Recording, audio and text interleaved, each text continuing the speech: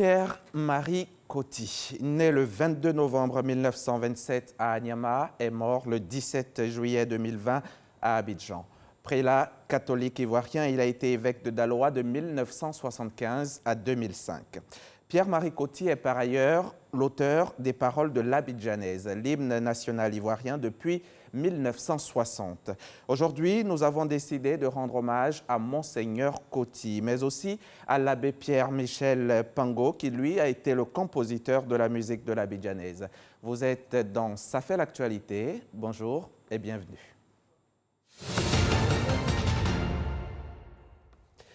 On va tout d'abord suivre cet élément vidéo que nous propose Grace Kando. Monseigneur Pierre-Marie Coty, évêque émérite du diocèse de Daloa, n'est plus. Il est décédé ce vendredi à Abidjan dans une clinique de la place dans sa 93e année. Né le 2 novembre 1927 à Anyama Adjamé, son village, Monseigneur Pierre-Marie Coty a été ordonné prêtre de Jésus-Christ le 19 juillet 1955 au petit séminaire de Bingerville par le cardinal Bernard Yago. Après 20 ans de vie sacerdotale, il a été nommé évêque par le pape Paul VI le 20 novembre 1975 et ordonné le 4 janvier 1976 à la cathédrale Christ-Roi de Daloa par le cardinal Bernard Yago. Monseigneur Pierre-Marie Coty assume cette charge pastorale jusqu'au 22 mars 2005, soit 30 ans de vie épiscopale. Avant sa retraite, il a occupé plusieurs fonctions dans l'Église. Il fut vicaire général de l'archidiocèse d'Abidjan, membre consultatif de la Commission pontificale des moyens de communication sociale à Rome. Au niveau civil, le 6 novembre 2013, il a été fait commandeur dans l'Ordre du Mérite ivoirien en tant qu'auteur-compositeur des paroles de l'hymne national de Côte d'Ivoire.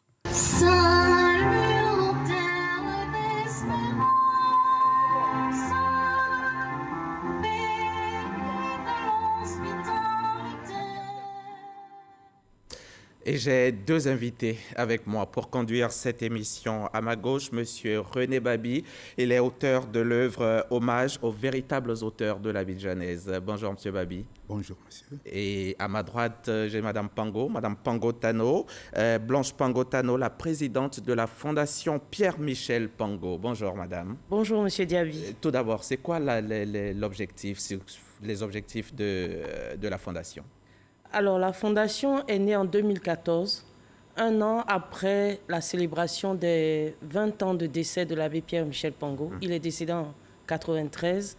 Et donc, un an après avoir célébré ces 20 ans, nous avons jugé utile de mettre sur pied une fondation pour perpétuer l'histoire, l'œuvre et la production musicale de l'abbé Pierre-Michel Pango et à travers lui faire la promotion de la musique de qualité quelle qu'elle soit, et soutenir toutes les initiatives de promotion de musique, qu'elles soient religieuses, profanes, mais l'essentiel, c'est qu'elles soient de qualité. Qu'elles soient de qualité. Tout à fait. L'abbé Pierre-Michel Pango, il avait pour grand ami, grand compagnon, l'abbé qui après a été évêque de Daloa, Marie Coty. Oui, Pierre-Marie Coty était promotionnaire, mais dans le cours de leur parcours, je me répète, Pango est tombé malade, ce qui fait que Coty a été ordonné en 1955 et lui en 1957. C'était des amis, ils s'appelaient PM et la maman de Pango les appelait jumeaux. Ah oui, oui. Jumeaux, presque le même âge. Presque le même âge et puis les mêmes initiales. Les initiales. Oui, PM. Oui. Pierre-Marie, Pierre-Michel. Pierre-Michel, Pango et Coty. Et il a été également célèbre pour avoir écrit les paroles de l'Abidjanaise. Oui. L'hymne national ivoirien. Oui, mais va me faire revenir dedans. Comment l'abbé Pierre-Marie Coty, à cette époque il était abbé, s'est-il retrouvé dans la composition des paroles de l'hymne quand l'hymne a été composé à la demande, il faut le dire, du président Félix Houphouët-Boigny, disons du premier ministre d'alors, si nous voulons... On était en 1959. On est en 1959. Oui. Mais l'hymne national a pour ancêtre la messe des lagunes, parce que c'est par rapport à cette messe où Pango a démontré tout son savoir-faire en musique. On fêtait à cette époque-là, à cette période, le 1er mai 1959, les 25 ans du premier prêtre de Côte d'Ivoire, ordonné 1er mai 1934, 13 ans avant Yago. Donc, c'est à cette occasion que, il lui est ordonné en 1957 pour fêter, pour donner de l'éclat aux 25 ans qu'on appelle le jubilé d'argent de son aîné. Il a composé la messe des lagunes avec tout ce qu'il sait faire. Et c'est ce jour-là qu'il a été découvert par le président. Par le président. Feu le président Houphouët-Boigny. Oui. C'est-à-dire que la fête avait lieu à Grand Bassam où René Kwasi était curé et sa paroisse le fêtait. Et Pango l'ayant appris, il a dit qu'il va ajouter une note pour donner de l'éclat à la fête de son aîné. Et il a composé une messe qu'il a dénommée Messe des Lagunes. Et Houphouët est invité, mais il est parti. C'était une méga star de la politique. Il était Premier ministre ici et il était ministre d'État en France. Houphouët se rendant en Grand Bassam, il a dû partir avec tout le gotha des hommes politiques et ceux qui sont au-delà, Benoît et Adiaké. Et Adiaké comme à Boisseau, ils sont venus là. Et on comprendra comment certaines personnes ont pu le découvrir à cette occasion-là. Et dites-nous, comment on en est arrivé à l'écriture donc des paroles de l'abidjanaise? Bon, maintenant, je vais reprendre. Donc, Houphouët l'apprécie, demande qui a fait ça, on lui présente le jeune. Je vais être peut-être un peu long pour qu'on me comprenne très bien. Et en 1960, il y a un concours qui est initié. Un concours national. Et auquel Pango ne prend pas part, curieusement, parce que quelqu'un qui est venu lui demander en 1959 de lui composer une musique, parce que cette personne savait que nous tendions vers notre indépendance, lorsqu'il l'a appris, il n'a pas voulu participer pour ne pas compétir contre sa propre musique. Ah, parce qu'il avait déjà composé une musique pour quelqu'un qui est venu lui solliciter, et en lui disant qu'il veut une musique genre marche militaire. D'accord. Voilà. Donc, dès que le concours a été lancé, cette personne, il n'y avait pas beaucoup de musiciens à cette époque, il a eu vent de la présence de cette personne dans la compétition. Donc, il s'est abstenu. Parce qu'il aurait participé à une compétition contre sa propre musique. Exactement, vous m'avez bien compris. Mais Houphouët-Boigny l'a incité à y prendre part quand même. Houphouët-Boigny se rend compte, parce que pendant quand on a fait ce concours, on l'a lancé, il suivait la compétition qui avait déjà démarré. Et il lui revient que le jeune prêtre sur qui il compte, après avoir entendu la messe des lagunes, il s'est abstenu. Il dit, mais il n'est pas patriote. Donc, il lui envoie quelqu'un qui est un des leurs, qui a fait le séminaire Hucher Assouan. Ils ne sont pas de la même classe, mais il était séminariste. À dessein, il lui envoie Hucher Assouan. Il se rend à Trècheville, à Notre-Dame de Trècheville, où Pango a composé la musique. Mais au moment où il y arrive, on lui apprend que Pango est affecté à Dabou. Et c'est à Dabou qu'il va composer l'hymne. Et c'est là que les échanges, et lui dit non, je ne participe pas pour telle raison. Il dit le président, il veut que vous donniez votre participation. Être sollicité par une méga star de la politique de cette époque, qui refuserait? On peut donc dire le président de la République, qui ne l'était pas encore, a incité l'abbé Pango à prendre part. Oui. Et comment ça, c'est la musique? Parce que lui, c'est la musique et les paroles de Monseigneur Coty. Maintenant, j'arrive comment ils se rejoignent tous les deux? J'arrive tout petit peu. Donc, il avait d'abord refusé et quand le président veut que vous donniez votre participation, il a accepté. Et c'est Hucher qui, avant de le quitter, Arsène Hucher Assouan, qui était député à cette époque. Il était aussi directeur général, directeur général adjoint de la caisse de compensation, dont Kata François était le directeur général. Lui, la caisse de compensation aujourd'hui, au début, caisse de CNPS. Donc, avant de le quitter, il va lui dire, puisque vous prenez le train en marche, pour ne pas être forclos, il y a harmonisation, tu dois trouver la mélodie, l'harmoniser, et si tu dois encore faire les paroles, pourquoi tu n'aurais pas recours à notre ami commun, un autre prêtre, Coty. Il accepte. Et en ce moment-là, Coty était professeur de français et de latin en classe de seconde au petit séminaire de Gaillon. De Bingerville. Et à la faveur d'une rencontre à Anyama, l'autre lui dit, PM, il y a un concours qui a été lancé, j'ai trouvé la musique, est-ce que tu peux trouver les paroles? Il dit, quelle musique? Donc, il se met sur un harmonium qui était là, comme par hasard, il joue une fois, 2 fois, 3 fois, 4 fois. L'autre a retenu l'air et puis ils sont séparés.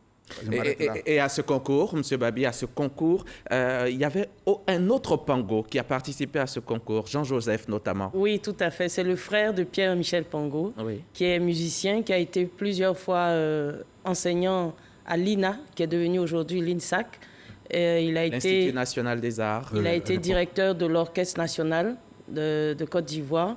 Et donc, il a lui aussi proposé une œuvre pour compétir au concours national. Il est même l'auteur de la musique du RDA, le Rassemblement tout à fait, démocratique. Et il est l'auteur aussi de ce qu'on appelle le prélude à l'hymne national. Oui. Avant de commencer l'hymne national, il y a des petites notes qu'on joue, oui, que les militaires appellent, je ne sais pas comment ils l'appellent, il y a un terme qu'ils utilisent pour prévenir qu'on va démarrer l'hymne national. Donc cette air-là a été composée par Jean-Joseph Pango, le frère de Pierre-Michel. Donc c'est une famille de musiciens, les Oui, Pango. Tout à fait, c'est une famille. Madame Blanche Pango aussi joue de la musique? Je ne joue pas d'instrument, mais je chante à la chorale. Ah d'accord, c'est déjà ça. Il y avait aussi Pierre Saboir, qui était le premier, qui était le premier proviseur du lycée classique, qui a participé à ce concours. Oui. Là, il faut rectifier, c'était plutôt...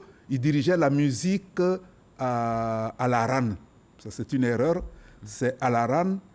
Beaucoup de musiciens de chez nous ont appris le solfège avec lui. C'est plutôt à la RAN. C'est l'erreur, il faut la rectifier. D'accord. Pierre Sarobor, oui, peut-être de l'Alsace.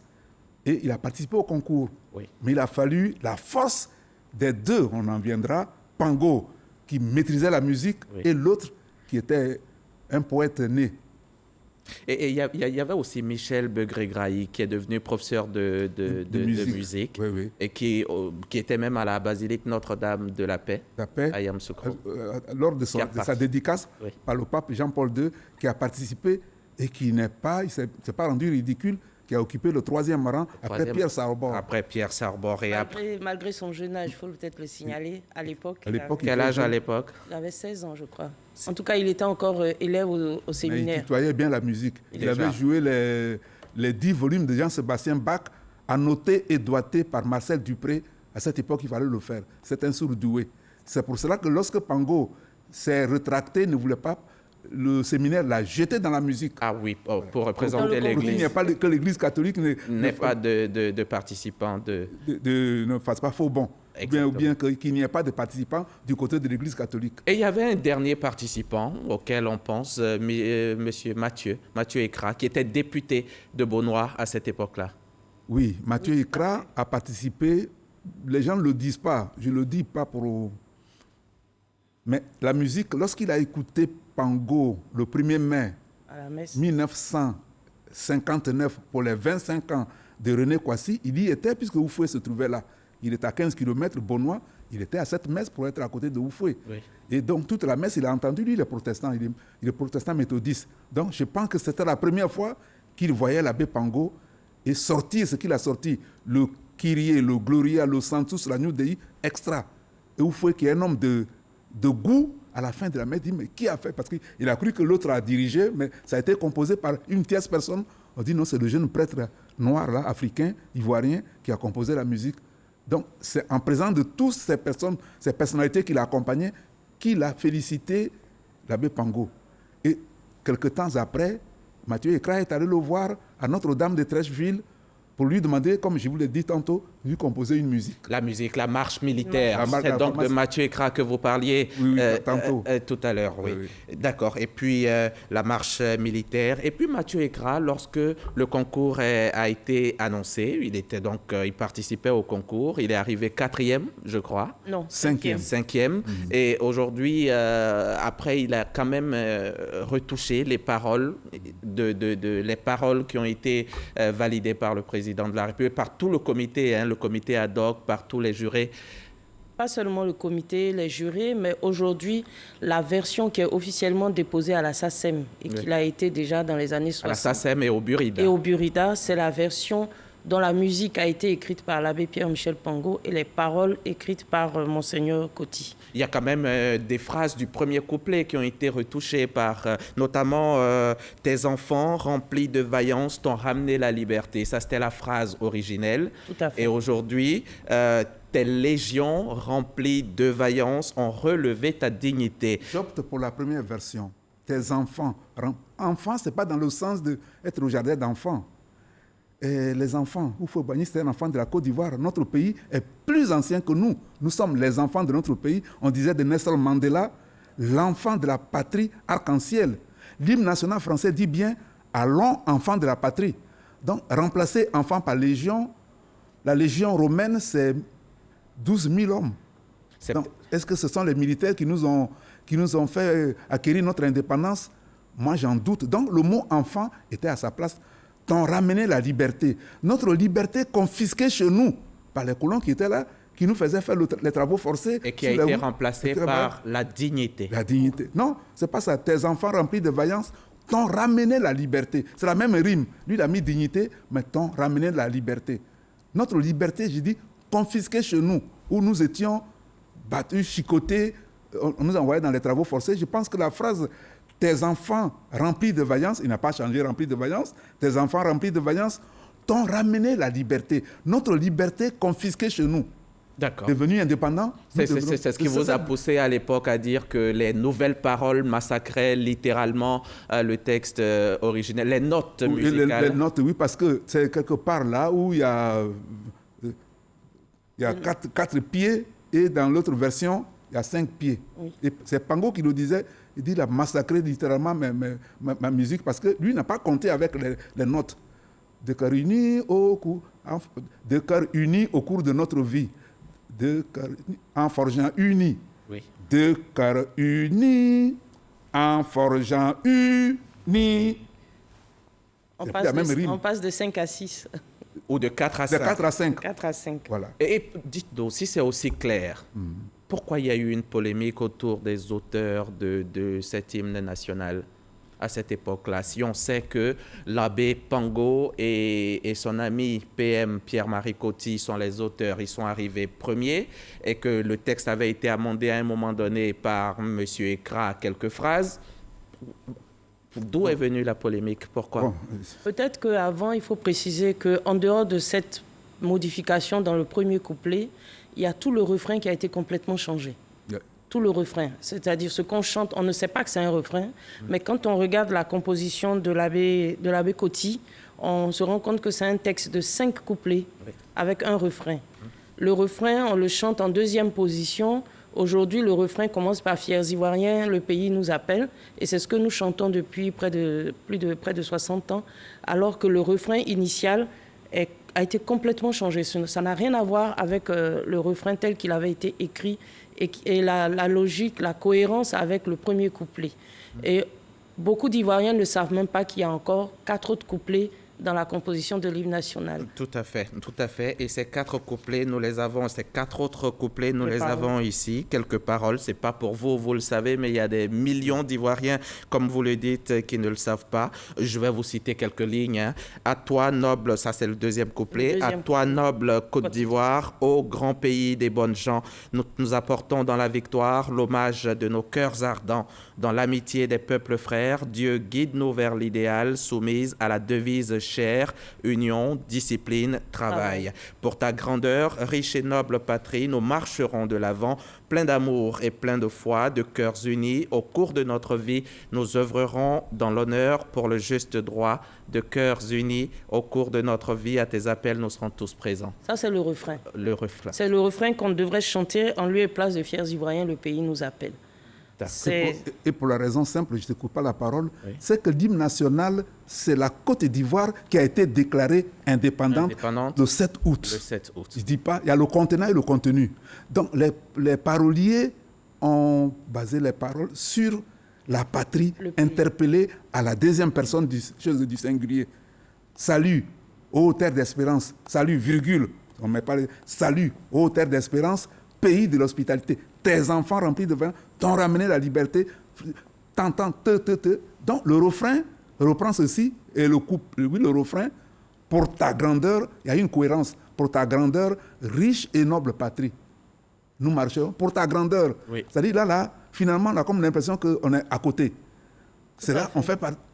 Tous les 5 couplets, c'est la Côte d'Ivoire interpellée à la deuxième personne. Voilà la cohérence du discours politique. Tout à fait. Les autres phrases... Prenez le 5e qui est très très beau. Le 5e couplet qui nous dit « À nous qu'anime l'espérance en ton avenir lumineux, redonne toujours l'assurance de nous conduire en peuple heureux et nous irons de par le monde semer ton nom et tes bienfaits en clamant sur toutes les ondes que sur ton sol règne la paix. » Donc, ce que monsieur Babi tentait de dire, c'est que les auteurs s'adressent au pays.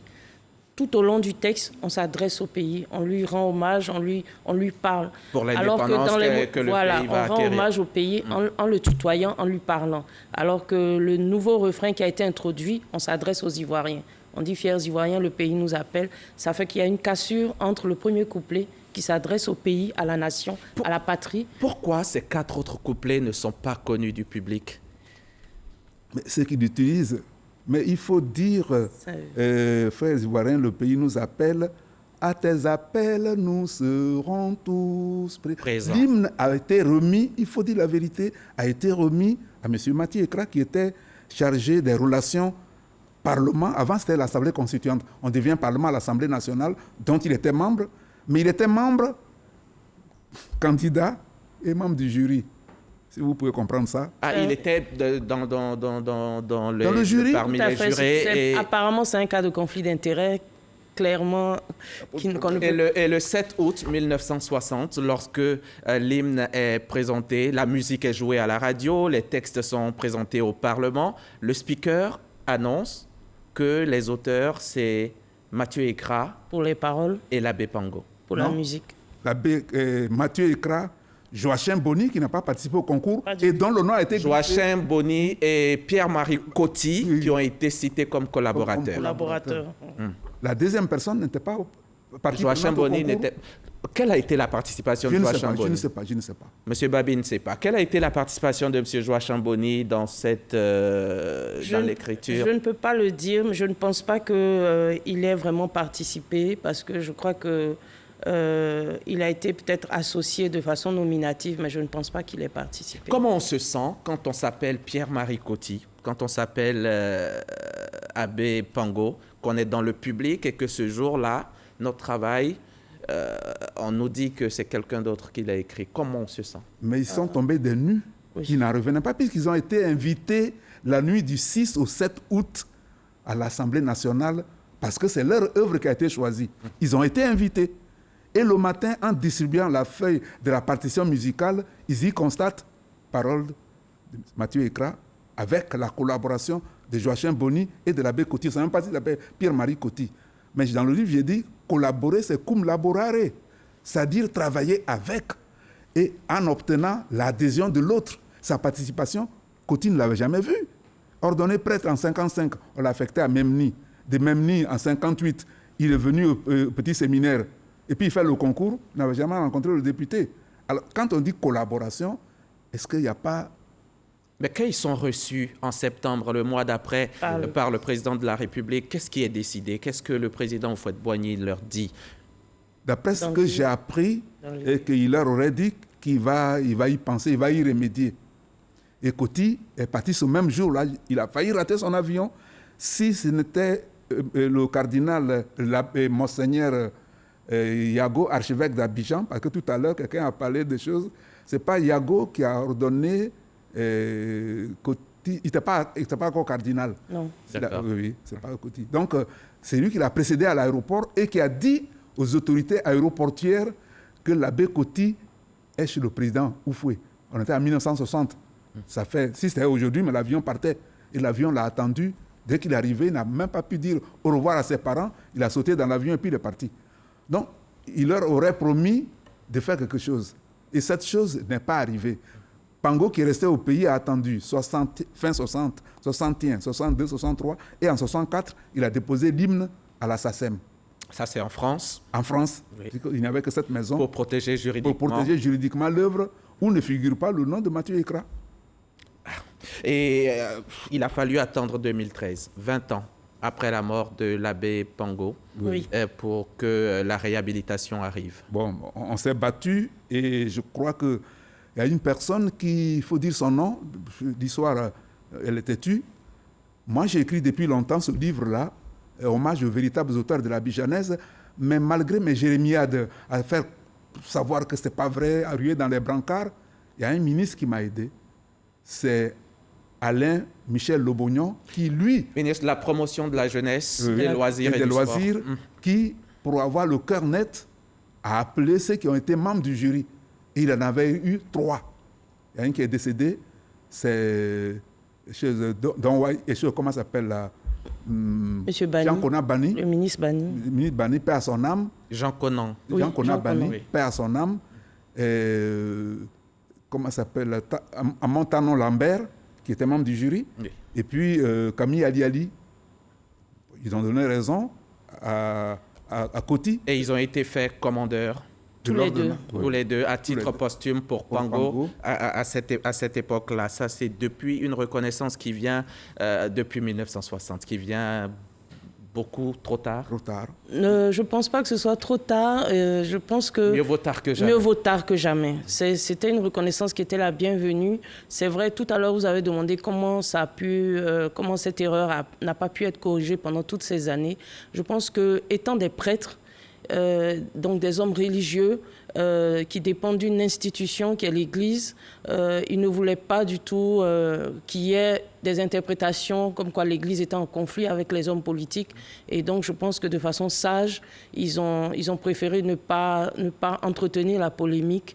Ils ont supporté cette blessure parce que c'est très difficile pour un artiste, pour quelqu'un qui conçoit, pour un auteur, de voir que son œuvre est défigurée, qu'il s'agisse d'une œuvre picturale ou écrite ou une œuvre chantée. Je pense que ça a été des années de blessures pour chacun des deux auteurs. Et ce jour-là, Pierre-Marie Coty qui dit « Mon cœur me charge de dire au président Alassane Ouattara que nous sommes reconnaissants de cet acte qu'il vient de poser. Ce geste efface 53 années d'oubli et d'indifférence. » Tout à fait. C'était beaucoup de réconfort de la part de sentiment de réconfort de la part de Monseigneur Coty et de la famille Pango, puisque l'abbé Pango était décédé déjà. Ça a été un acte vraiment très réconfortant après plus de 50 ans de traitement erroné de notre hymne national, symbole de notre pays. Et puis l'hommage, d'accord, mais dans nos livres, c'est toujours marqué. Il y a autre chose qui est marqué et nous avons été éduqués avec cela. Est-ce qu'il ne faut pas revoir le contenu des livres pour terminer? Moi, je pense qu'il faut que nous ayons le courage de rectifier les choses et de ramener les choses à leur juste valeur et de reconnaître les véritables auteurs de l'hymne national. C'est quand même l'un des symboles du pays, en plus du drapeau, de la devise et du président de la République, des armoiries. Ça fait partie des symboles de notre pays. Et il ne faut pas que ce symbole-là soit entaché de quoi que ce soit. C'est un symbole qui mérite la pureté. Et donc, nous devons tout faire pour rectifier, corriger et enseigner à nos enfants les véritables paroles qui sont très lourdes de sens et qui sont même éducatives pour notre nation. Et faire connaître les 4 autres couplets. Tout à fait, les 4 couplets qui sont très instructifs. Ouais, nous avons terminé, mais une question qui me vient tout de suite à l'esprit. En 2007 et 2009, il y avait un projet de changement de l'abidjanaise, M. Babi. Oui, l'Ode à la patrie, bon, on a entendu ça. Mais il n'y avait rien de formel. Oui, il n'y a rien de formel. L'hymne a quand même été choisi par tous les députés le 27 juillet 1960. Donc, c'est des députés qui l'ont choisi au nom de la patrie, au nom de tout ce qu'il représentait. Merci. Et c'était beaucoup mieux que l'autre qui arrivait à un moment comme celui-là. Un moment difficile, oui. Merci beaucoup. Merci, Madame Pango, Blanche Pango-Tano, présidente de la Fondation Pierre-Michel Pango. Merci à vous aussi, Monsieur René Babi. Vous êtes auteur de l'œuvre Hommage aux véritables auteurs de l'abidjanaise, hymne national de la Côte d'Ivoire. Nous vous présentons par la même occasion, au nom de la RTI, toutes nos condoléances pour le deuil que vous vivez personnellement, la perte de votre épouse. Merci à tous les deux d'avoir pu dire oui à notre invitation et à bientôt. Pierre-Marie Coty sera inhumé cette semaine, le vendredi prochain, c'est cela? Le mardi. Mardi prochain. De la semaine prochaine. De la semaine prochaine. Il est 4. mort à presque 93 ans, Tout à fait. 27 années après le décès de son compagnon Pierre-Michel Pango, qui lui a quitté la terre des hommes à l'âge de 65 ans. 2 prêtres qui nous ont légué la parole et la musique de notre hymne national, l'abidjanaise. Le meilleur hommage que nous pouvons leur rendre, c'est d'être dignes. Digne, c'est que tous les Ivoiriens soient dignes des paroles de cet hymne-là. Tes fils, chère Côte d'Ivoire, tous rassemblés et pour ta gloire, en forgeant unis dans la foi nouvelle, la patrie de la vraie fraternité. Paix et paix en Côte d'Ivoire. Merci d'avoir été avec nous. Merci de votre confiance à notre antenne. Merci, M. Diaby.